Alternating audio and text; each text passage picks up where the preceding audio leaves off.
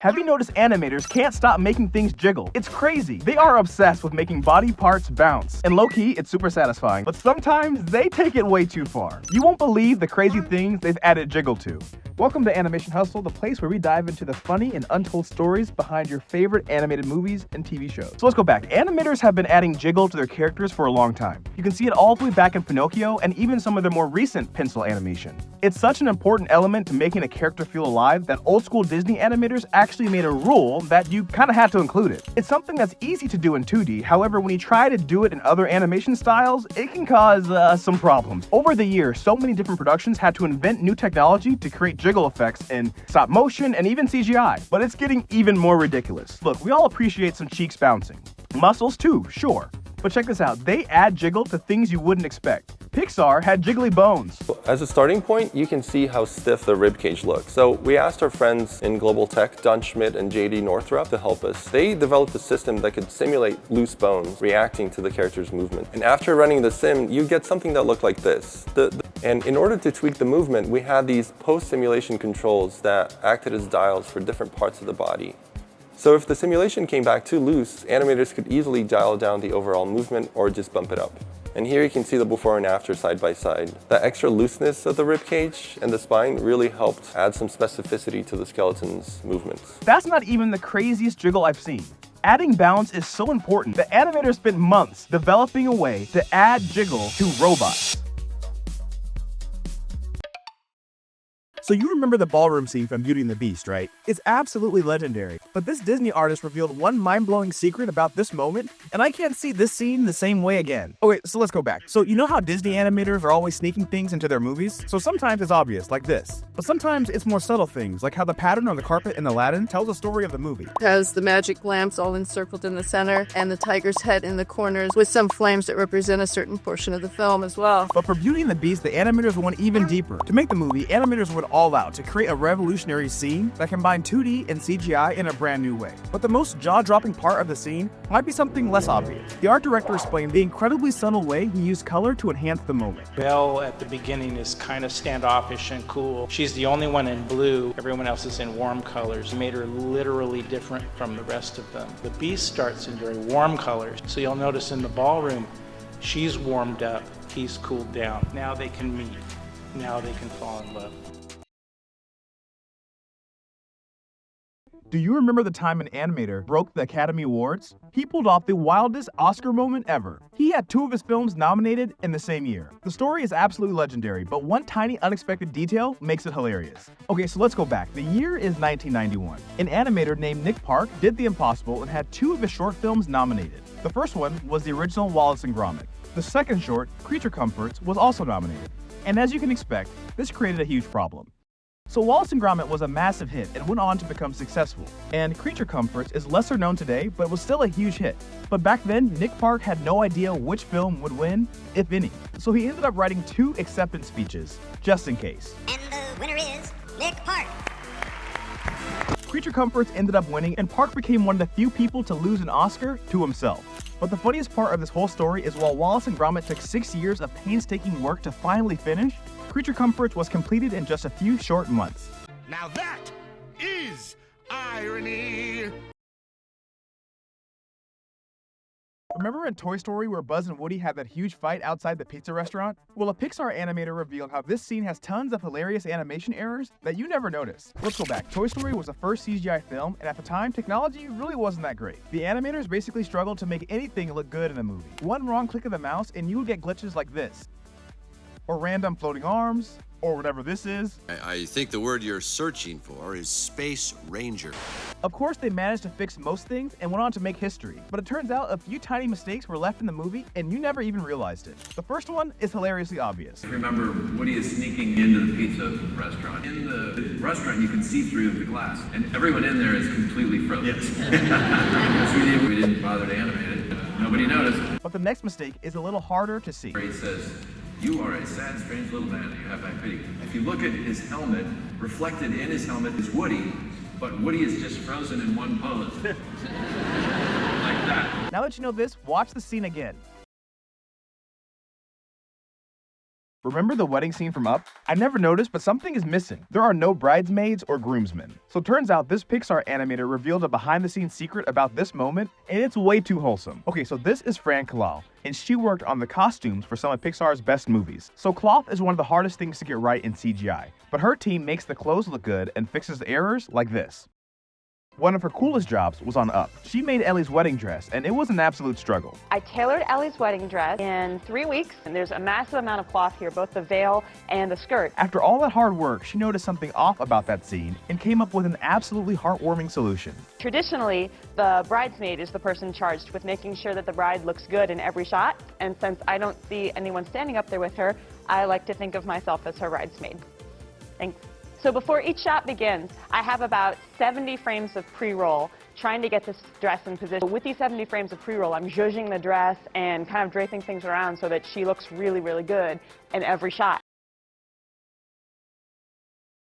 When this legendary animator went to Disneyland to see the characters he created, he ran into a huge problem. They refused to let him in. He said, "Look, I don't care who you are, you're going to get in back line like everybody else." I was furious. This story is crazy, but the wholesome ending is definitely unexpected. So this guy is Glenn Keane, the animator who created some of the most iconic Disney characters like these. Let me know which one is your favorite, because it turns out he actually has a special card that gives him unlimited access to Disneyland. But one day, things went wrong when he got to the park and realized he forgot to bring it. I forgot my pass. He tried everything to get in. Can you just look it up on your computer? I said, "Sorry, you can't get in." He even low-key busted out some Riz. I said, "Look, did you see The Little Mermaid?"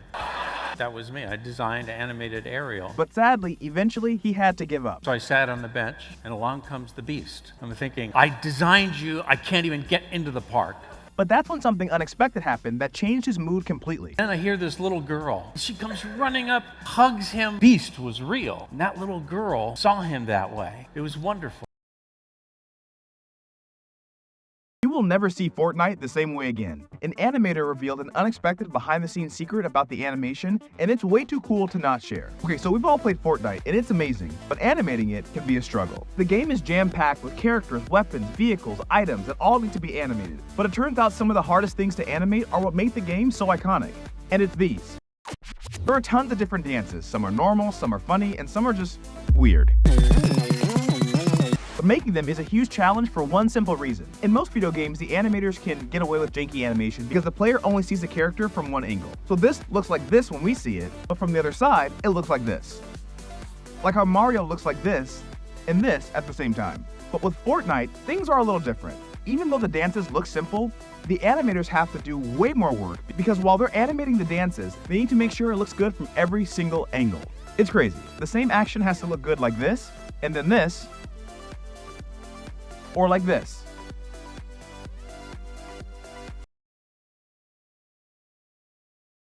When this Disney animator snuck a drawing into a scene, he was shocked that it actually stayed in the movie. I was expecting a call from checking for sure. Most people didn't notice it, but some of the fans that saw it weren't sure what it was. So let's go back. Princess and the Frog is filled with tiny references, and the internet has caught them all. Some of them are obvious, like this one, and some are for the real Disney fans, like how these scenes are pretty similar. And some of them are just made up, like apparently one of these people is supposed to be a younger version of this character, but I'm not seeing it. But very few people understood the rarest reference. An animator drew an unexpected item into a scene, and I never noticed it. And a lot of people didn't understand what it was. It's kind of a secret. There was a scene during her song. There was this big chest in her boat, and she's going through it. You're throwing all these things out. Like there was time for one more item she would throw. I couldn't think of anything. So I was staring at my animation disc, and I'm going like, you know what? She's going to throw this animation disc. It's in there for 3 frames. Watch the scene again. Did you notice it? I can't believe animators actually got away with this. It turns out if you watch cartoons closely, you'll start to notice something hilariously unexpected. Animators are always secretly leaving animation mistakes in their shows, and you never realized it. Can you catch these 3 examples of hidden animation errors in iconic cartoons? The first one feels illegal to see. We've all seen The Simpsons, and the animation in the early episodes was kind of rough. But even later on, animators were kind of messing up. But did you catch this huge mistake? Homer's mouth layer goes absolutely crazy. I love that they kept this in. Number 2 is Gumball, another absolute classic, but sometimes the animators accidentally mess up right in front of our face, like in this moment. And a gosh darn ending! They just forgot to draw the character. This actually aired. And number 3 is Phineas and Ferb. This one's my favorite. You all love roasting Phineas for how he looks when he's facing the camera, but you should really be pausing at other times to catch things like this. These are just small animation mistakes, but sometimes the entire movie's a mistake.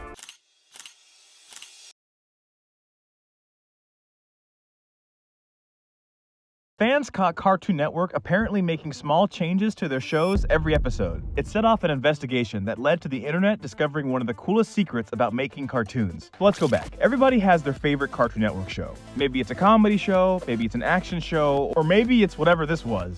But back in the day, one of the most popular shows was Flapjack. This show was absolutely unhinged. It started out fun, but after a few episodes, fans started noticing something. The show was changing. Look at this scene from one episode and compare it to this scene from another. Do you notice anything different? You see, in most animated cartoons today, artists are expected to be on model. They have strict guidelines on how characters should be drawn and what expressions they can and can't do. But Cartoon Network shows like Flapjack let the artists add their own style, and it made the show way more fun. You might notice that with each episode, the characters look different. Some famous animators worked on the show, and you can totally see their style coming through. If Gravity Falls creator Alex Hirsch drew an episode, Flapjack would look like this. Ken Ward, the creator of Adventure Time, drew him like this. This Disney animator went too far. He just revealed some hilariously inappropriate animation that got banned from a classic Disney movie. And there was an uproar from the women on our project. This is crazy, you gotta see it. Okay, so this guy is a Disney animation master who created some of their best characters. Like this one, from Tarzan. It was just amazing to animate, probably one of my favorites ever. But while animating her, he ran into a huge problem. The animator wanted to make the character funny, and worked really hard to make her scenes as funny as possible. On one hand, he succeeded. He spent weeks animating one mind-blowing scene, and it's absolutely hilarious. And it took, I don't know, 6 weeks to animate. It's one of the longest scenes in an animated film. Daddy, they took my boot! But on the other hand, he accidentally took the comedy a little too far. It was a really simple scene, but when he showed everyone at the studio, they had an unexpected reaction. To show how uncomfortable she was in that environment with all that clothing, they animated this next scene that was cut from the film. And there was an uproar from the women on our project, and they just didn't feel like making fun of that. So let's take a look at it.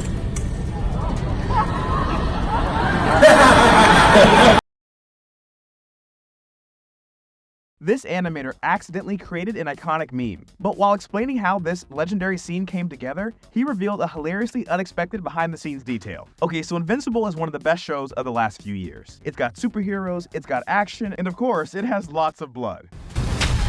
But one of the most famous scenes is this one. Think, Mark! It turns out when this guy was drawing it, he had no idea how famous it would become. When I heard the think mark, I just felt like he should do this. His process is actually really interesting. I read the script and I don't have the audio yet. Then I got the audio and oh my God, I heard J.K. Simmons do those lines and I'm just like, oh my God, I gotta bring it. But after explaining all this, he revealed something absolutely unexpected. So looking at his work on ultra action-packed projects like Invincible and stuff like this, it's hilarious to look back and see how he got his start. But before he worked on Invincible and made stuff like this, he was an artist on one of the most innocent shows of all time. I've had to learn how to draw in different styles before Invincible was even a thing. And I worked on Dragon Tales. Did you notice these 3 times animators copied real-life locations for their movies? Okay, so usually seeing animated characters in real life is scary. But seeing how artists take inspiration from places that really exist isn't scary. So we all love Avatar. Not this one, or this one. Maybe this one, depending on the season. But turns out you can go to the Fire Nation because it's really just Iceland. It's a very intense, dramatic landscape, and that seemed good for the Fire Nations, and all those ended up feeding directly into what we ended up making the Fire Nation look like. Believe it or not, you can actually see Sugar Rush from Wreck-It Ralph in real life. Kinda. I'm from Spain, and growing up there, I love Antoni Gaudi, the modernist architect. And when I was little, I thought it was made of candy. I used that mixed with candy and just caricature it. But that's not the only Disney location based on real life. The kingdom from Tangled is based on a real place in France. Working at Pixar was an absolute nightmare. I couldn't take being tortured like that. The behind-the-scenes struggles got so bad, this legendary animator left the studio and disappeared from the industry for 10 years. I kind of just sort of stepped away. It was one of the worst days of my life. Okay, so let's go back. This dude is Henry Selick. He directed this and other stop-motion bangers. Back in the day after Coraline, Pixar agreed to make his next project, but they had one rule. The deal was if I could make this film for this much money, they'd support it artistically. The movie could have been great. The idea was awesome. It was called The Shadow King, a kid with the longest fingers in the world. He's taught to make hand shadows, and he can bring them to life. But during production, he got to see that working for Pixar wasn't what he thought. John Lasseter, who was in charge, he kept asking for change after change after change, to the point where the budget was going to creep up and go beyond what we'd agreed, and they shut it down. But the story gets even crazier from there. Years later, after the management at Pixar changed, something unexpected happened. That's a film that I might pick up again because I got the rights back from Disney to The Shadow King. Remember that scene from Beauty and the Beast where the entire town is singing about Belle? Well, it's way more mind-blowing than you realize. The animator revealed how he snuck a tiny detail in it, and even though you never noticed, it's one of his biggest regrets. That's the one film I would want to go back and redo. So let me explain. Disney doesn't want you to know this, but the first versions of Beauty and the Beast were absolutely terrible. When we showed it to the executives at the Disney, our entire film got thrown out, which was heartbreaking. To make the movie as good as possible, Disney did something unexpected. Most of the time, Disney hires animation legends to create their characters, but for Belle, they chose this guy, James Baxter, who was just 23 years old at the time. Even though he was young, the dude was an absolute beast. James is an incredible animator. He sees everything perfectly in his head before he draws it. But his inexperience created some unexpected problems. Now today, he's an animation icon who is known for animating some of the most complicated scenes and characters. But it turns out he really struggled with Belle. Have you ever noticed that Belle walks kind of funny? So animating her walking was a struggle and led to a major regret with how the movie turned out. I had Belle's walk in my head where I tried to give her this ballet thing, but I think it actually made some of the walks I did on her too much of like her foot stuck to the ground and then whipping that foot across. You know, I wouldn't do it like that anymore. Watch the scene again. This guy spent weeks animating just one Wallace and Gromit scene. After all that hard work, the end result was definitely unexpected. It's unbelievable. You gotta see this. Okay, so a new Wallace and Gromit movie just dropped, and it looks amazing. The fans have noticed something surprising about the animation. So the film has tons of complicated action scenes, but it turns out some of the best moments had no animation at all, thanks to this character. He's a simple penguin that barely moves, but apparently that caused major problems. One of the hardest things on the whole movie was animating Feathers McGraw. Yeah. Only about 4 or 5 animators actually would volunteer to animate Feathers. He was so hard to animate that one animator spent weeks on one shot. The hardest shot of the film is probably weeks of work. So painstaking. It gets even crazier because after all that time of animating, no one would believe that this quick 6-second moment was secretly the most complicated shot in the entire movie. I'd say the hardest shot of the film is probably Feathers shaving. It's what, 6 seconds long? Because Ian Whitlock, he's animating the character in the foreground and a real reflection, so it has to work. There's nowhere to hide in that shot.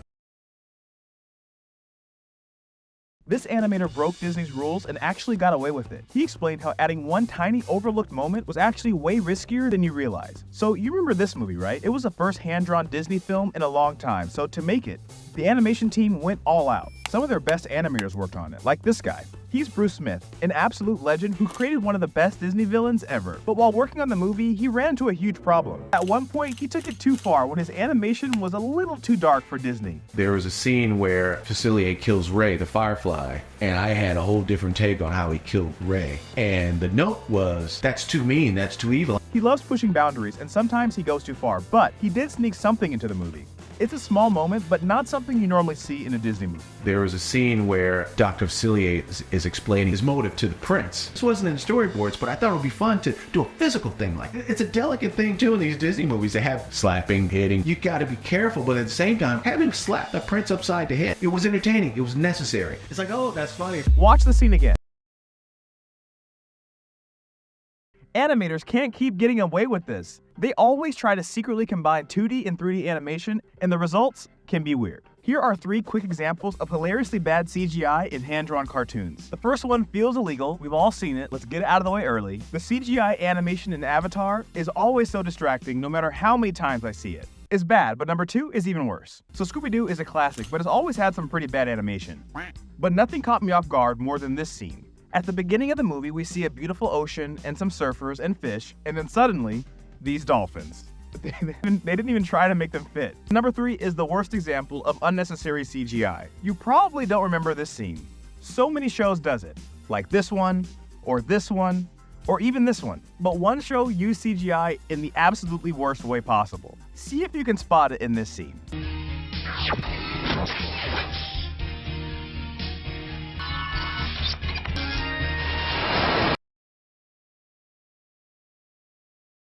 This Disney animator was overworked and really struggling. I'm working late every week. You're doing all this extra work. He was shocked when he discovered a new drawing technique that let him work faster, but also draw better. This mind-blowing technique was super simple, but it took his career to the next level. So real quick, this is Scott O'Brien. He's worked on tons of stuff, but had a major problem. After decades of working for some of the best animation studios, he realized he was drawing completely wrong. While storyboarding on a new show, his drawings took forever to make, yet they were still kind of dull.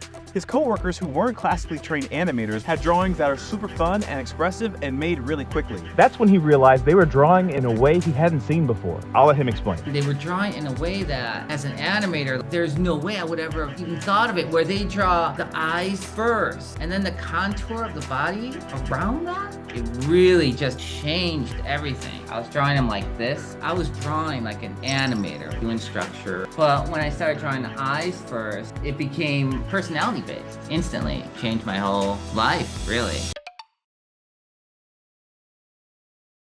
I can't believe Cartoon Network animators had to deal with this. When a studio executive demanded a creator change his show, he responded in the most hilarious way. So recently, all of Cartoon Network characters came together in one show, and it was amazing. But the process for getting a show made can be a disaster for creators for one simple reason. They have to deal with studio executives. Now, these people aren't creative, but they can ask for changes in a show because they're paying for it. Sometimes, they don't fully understand the show. Because I was like, adventure time, come on, grab your friends, we'll go to there. And they were like, they wanted villains that were more threatening. I put in some girl characters. I could give them whatever they wanted and then make it good afterwards. But sometimes they ask for changes for absolutely no reason, and the animators find hilarious ways to get revenge, like on this show. There was an executive in Atlanta who decided she didn't like Billy's nose and thought it was too big. So I actually had to draw 17 different Billys with different sized noses. Eventually they had a focus group test, and the kids all sort of chose his original medium nose. I was told to shrink Billy's nose down 2 more sizes anyway. Out of spite, I just made it 1 size bigger. Give him his nose back. Never! Do you remember that scene at the end of Mulan where they fight on the roof and she does this? It's absolutely iconic, but a Disney animator just revealed the unexpected origins that will make you love it even more. So while making Mulan, the animators were struggling. Unlike most animated movies, it had tons of crowds and hidden CGI that you probably never noticed. But this created a tiny problem. The animators were accidentally making a mistake and never even realized it. So this guy is the animation legend who worked on tons of different projects and has animated some weird stuff. But when he was hired to work on Mulan, he noticed something wrong about the movie. After practicing Kung Fu for years, he noticed the fight scenes were a little off. When Mulan was started at Disney, they had grabbed a bunch of samurai movies and sort of had all this Japanese stuff in their Chinese movie. So he knew what he had to do. He poured his heart into making the action more authentic, which led to one of the movie's best moments. And so I ended up choreographing all the martial arts in Mulan, including that bit where she traps the sword in the fan and twists it out of the bad guy's hand. That was all mine. Watch the scene again.